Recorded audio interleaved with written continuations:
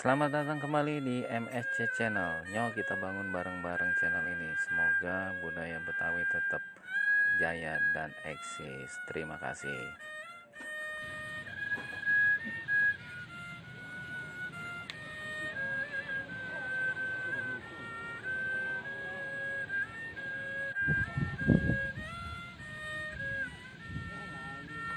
Di kesempatan kali ini kita mau mengulas sedikit tentang golok atau yang kita sering sebut bendo buat orang Betawi.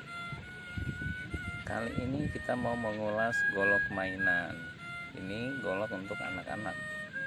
Bentuknya memang menyerupai bentuk aslinya, tetapi ini terbuat dari kayu dan bilah bambu, jadi sangat aman untuk anak-anak.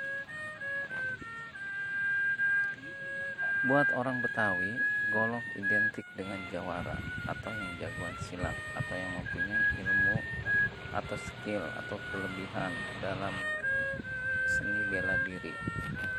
Di sini golok mempunyai bentuk, varian dan jenis yang beragam. Golok ini memang didesain khusus untuk anak-anak dengan tidak mengurangi fungsi, bentuk, serta filosofinya. Jadi untuk anak-anak lebih aman, lebih secure, dan tidak menghilangkan filosofi golok itu sendiri.